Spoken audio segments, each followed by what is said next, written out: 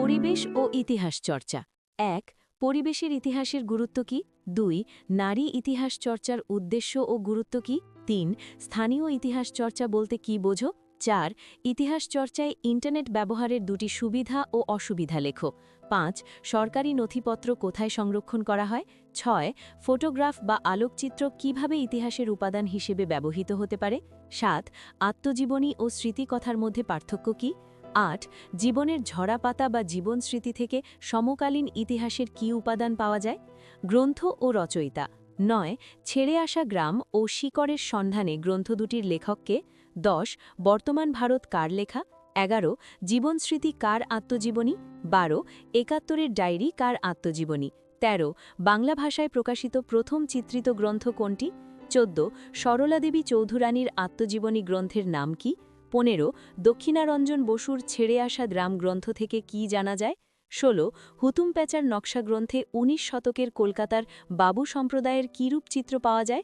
১৭. হুতুম প্যাঁচা কার ছদ্মনাম? সংবাদপত্র ও প্রতিষ্ঠান। ১৮. সোমপ্রকাশ পত্রিকার সম্পাদক কে ছিলেন? ১৯.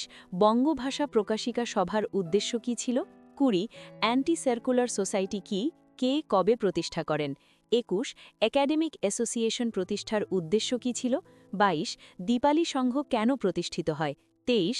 বসু বিজ্ঞান মন্দির কে, কবে প্রতিষ্ঠা করেন? ২৪.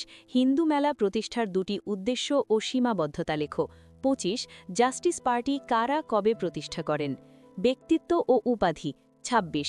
চার্লস উইলকিন্স কে ছিলেন? ২৭. প্রথম বাঙালি পুস্তক বিক্রেতা কে ছিলেন? ২৮. কাকি কেন ভারতের লৌহমানব বলা হয়? ২৯. কাকে মেদিনীপুরের লক্ষ্মীবাঈ বলা হয়? ৩০. কে মুকুটহীন রাজা নামে পরিচিত? ৩১. দুদু মিয়া স্মরণীয় কেন? ৩২. গুরুচাঁদ ঠাকুর স্মরণীয় কেন? ৩৩. পত্তিশ্রী রামালু স্মরণীয় কেন? ৩৪. চিপকো আন্দোলনে নেতৃত্ব দেন কে? ৩৫. কে ১৯ শতকের নবজাগরণকে ঐতিহাসিক প্রতারণা বলেছেন? ঐতিহাসিক ঘটনা ও ধারণা। ৩৬. চুয়ার বিদ্রোহের গুরুত্ব কী ছিল? ৩৭. মুন্ডা বিদ্রোহের প্রধান লক্ষ্য কী ছিল? ৩৮. সাঁওতাল বিদ্রোহ বা নীল বিদ্রোহের গুরুত্ব কী? ফরাজি বা ওয়াহাবি কথার অর্থ কী? খুতকাঠি প্রথা কী? দামিনী কোহ কথার অর্থ কী? নীলদর্পণ নাটকটি বাংলার ইতিহাসে গুরুত্বপূর্ণ কেন? উডের ডিসপ্যাচ বলতে কী বোঝো? প্রাচ্য ও পাশ্চাত্য দ্বন্দ্ব কী? ৩ আইন বা নববিধান কী? সভা সমিতির যুগ বলতে কী বোঝো? ইলবার্ট বিল বিতর্ক কী? মহারানীর ঘোষণাপত্র ১৮৫৮ কী? ভাইসরয় কথার অর্থ কী? বঙ্গভঙ্গ কবে রদ হয়? অলিন্দ যুদ্ধ কবে হয়? রশিদ আলী দিবস কেন পালিত হয়েছিল? দলিত বা নমশূদ্র কাদের বলা হয়? ভারতভুক্তির দলিল বা ইনস্ট্রুমেন্ট অফ অ্যাকসেশন কি? রাজ্য পুনর্গঠন কমিশন ১৯৫৩ কেন গঠিত হয়েছিল? উদ্বাস্তুর সমস্যার ক্ষেত্রে পাঞ্জাব ও বাংলার মধ্যে পার্থক্য কী ছিল? পুনর্বাসনের যুগ বলতে কী বোঝো? সত্যশোধক সমাজ বা মতুয়া মহাসংঘ কেন প্রতিষ্ঠিত হয়? বিভাগ গ, বিশ্লেষণধর্মী প্রশ্ন। ৪ নম্বর। প্রতিটি প্রশ্নের উত্তর ৭টি ৮টি বাক্যে লিখতে হবে। সংস্কার ও শিক্ষা। ১. হুতুম প্যাঁচার নকশা গ্রন্থে ১৯ শতকের বাংলার সমাজের কী প্রতিফলন দেখা যায়? ২. নীলদর্পণ নাটকটি কেন গুরুত্বপূর্ণ বা সমাজচিত্র? ৩. নারী শিক্ষা বা সমাজ সংস্কারে ঈশ্বরচন্দ্র বিদ্যাসাগরের অবদান। ৪. বাংলা ছাপাখানার বিকাশে উপেন্দ্রকিশোর রায়চৌধুরী বা ইউ রয় অ্যান্ড সানজের ভূমিকা। ৫. বিশ্বভারতী প্রতিষ্ঠার ক্ষেত্রে রবীন্দ্রনাথ ঠাকুরের শিক্ষাচিন্তা ও শান্তিনিকেতন ভাবনার পরিচয় দাও। ৬. স্বামী বিবেকানন্দের ধর্ম সংস্কার বা নব্য বেদান্ত সম্পর্কে লেখো। ৭. আধুনিক চিকিৎসাবিদ্যায় কলকাতা মেডিকেল কলেজের ভূমিকা। বিদ্রোহ ও আন্দোলন। ৮. সাঁওতাল বিদ্রোহের প্রধান কারণ বা বৈশিষ্ট্যগুলি আলোচনা করো। ৯. ১৮৫৭ সালের মহাবিদ্রোহে প্রতিশিক্ষিত বাঙালি সমাজের মনোভাব কেমন ছিল? ১০. বারদৌলি সত্যাগ্রহ সম্পর্কে যা জানো লেখো। ১১. বঙ্গভঙ্গ বিরোধী আন্দোলনে শ্রমিক শ্রেণীর ভূমিকা আলোচনা করো। ১২. মাস্টারদা সূর্য সেন ও চট্টগ্রাম অস্ত্রাগার লুণ্ঠন সম্পর্কে টিকা লেখো। ১৩. একা আন্দোলন বা বকাস্ত আন্দোলন সম্পর্কে টিকা লেখো। ১৪. অ্যান্টি সার্কুলার সোসাইটি সম্পর্কে টিকা লেখো। অন্যান্য। ১৫. মহারানীর ঘোষণাপত্র ১৮৫৮ সম্পর্কে যা জানো লেখো। ১৬. হিন্দু মেলা প্রতিষ্ঠার উদ্দেশ্য ও গুরুত্ব বিশ্লেষণ করো। ১৭. হায়দ্রাবাদ রাজ্যটি কিভাবে ভারতভুক্ত হয়েছিল? ১৮. জুনাগড় রাজ্যটি কিভাবে ভারতভুক্ত হয়েছিল? ১৯. কাশ্মীর সমস্যা কিভাবে সৃষ্টি হয়? ২০. দেশভাগজনিত উদ্বাস্তু সমস্যা ও পশ্চিমবঙ্গ সরকারের ভূমিকা। 21 স্বাধীনতার পর ভাষার ভিত্তিতে ভারত কিভাবে পুনর্গঠিত হয়েছিল। বিভাগ ঘ রচনাধর্মী প্রশ্ন 8 নম্বর 15-16টি বাক্যে উত্তর দিতে হয়। তুমি 3টি প্রধান সাজেশন চেয়েছিলে, আমি সেগুলো ও তার সাথে অথবাগুলো সাজিয়ে দিচ্ছি। 1 মহাবিদ্রোহ 1857 খ্রিস্টাব্দের মহাবিদ্রোহের চরিত্র ও প্রকৃতি বিশ্লেষণ করো। 2 নবজাগরণ 19 শতকের বাংলার নবজাগরণের চরিত্র বা প্রকৃতি আলোচনা করো এবং এর সীমাবদ্ধতাগুলি উল্লেখ করো। 3 নমশূদ্র আন্দোলন বাংলায় নমশূদ্র আন্দোলনের উদ্ভব ও বিকাশ বা সংক্ষিপ্ত বিবরণ দাও।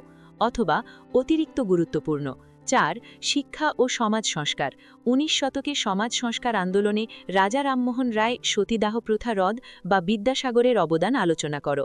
5 রবীন্দ্রনাথের শিক্ষাচিন্তা রবীন্দ্রনাথ ঠাকুরের শিক্ষাচিন্তা ও শান্তিনিকেতন ভাবনার পরিচয় দাও। পড়ার সুবিধার্থে কিছু পরামর্শ।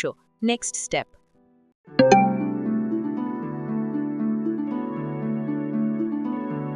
মাধ্যমিক পরীক্ষার্থী বন্ধুদের জন্য বড় সুযোগ।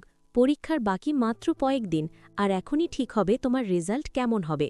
সারা বছর বই, খাতা আর টিউশনে হাজার হাজার টাকা খরচ করেছ, কিন্তু এই শেষ 10 দিন যদি একটু বুদ্ধিমত্তার সাথে খরচ করো, তবে তোমার রেজাল্ট পুরোপুরি বদলে যেতে পারে। সো আমি নিয়ে এসেছি ইতিহাস স্পেশাল সাজেশন, 100% গ্যারান্টি কমন। আমি নিজে একটি ওয়েবসাইটে সব গুরুত্বপূর্ণ প্রশ্ন আপলোড করে দিয়েছি, লিংক আমি দিয়ে দেব। আমাদের 199 টাকার স্পেশাল অফারে যা যা থাকছে: 1 সাজেশন ও উত্তর, ওয়েবসাইটে গিয়ে প্রশ্নে ক্লিক করলেই তুমি তার উত্তর পেয়ে যাবে। ছোট বড় সব প্রশ্নের উত্তর সেখানে সুন্দর করে গুছিয়ে দেওয়া আছে। 2 8টি বইয়ের অডিওবুক, অডিওবুকের মতো শুনলেই সব মুখস্থ হয়ে যাবে, আলাদা করে পড়ার ঝামেলা নেই। 3 ম্যাজিক স্ক্যান কোড, যে কোনো বিষয়ের প্রশ্নের ছবি তুলে পাঠালে মাত্র কয়েক সেকেন্ডেই তার উত্তর তোমার সামনে চলে আসবে।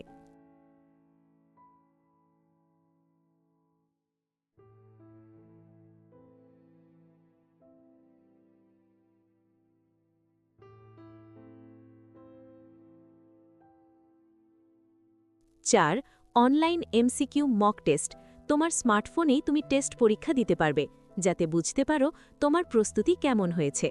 5 লাইফ টাইম অ্যাক্সেস, এখন নিলে সারা জীবনের জন্য অ্যাক্সেস পাবে, পরে কিন্তু এটা মান্থলি সাবস্ক্রিপশন মানে মাসিক ফি হয়ে যাবে। 6 এক্সট্রা গিফট ও প্রো টিপস, পড়াশোনায় ভালো করার এবং নম্বর বাড়ানোর কিছু স্পেশাল টিপস পাবে। স্পেশাল বোনাস, তুমি যদি এখনই জয়েন করো তবে আমাকে ইনস্টাগ্রামে ডিরেক্ট মেসেজ বা ডিএম করো, আমি তোমাকে ইতিহাস এমসিকিউ ও এসিকিউ কুইজ সেট পাঠাবো, যা দিয়ে তুমি নিজেকে যাচাই করতে পারবে। সাথে থাকবে সাজেশনের ওয়েবসাইট লিংক। পেমেন্ট ও জয়েন করার নিয়ম মাত্র 199 টাকা। এটা তোমার মোবাইল রিচার্জ বা হাত খরচের চেয়েও কম। মায়ের লক্ষ্মীর ভাণ্ডারের টাকা বা বাবার গুগল পে বা ফোন পে থেকে পেমেন্ট করতে পারো। আমাকে ইনস্টাগ্রামে মেসেজ করো, আমি তোমাকে স্ক্যানার পাঠাবো। পেমেন্ট করলেই তুমি ওপরের সব সুবিধা একসাথে পেয়ে যাবে। মনে রেখো, এই অফার মাত্র 10 দিন থাকবে। পরীক্ষার শেষ মুহূর্তে পাস নম্বর নিয়ে চিন্তা না করে এই সাজেশন ফলো করো, কমন তুমি পাবেই। আমি গ্যারান্টি দিচ্ছি, আউটপুট তোমার টাকার চেয়ে অনেক বেশি হবে। বেস্ট অফ লাক, তাড়াতাড়ি মেসেজ করো আর নিজের সিট বুক করো।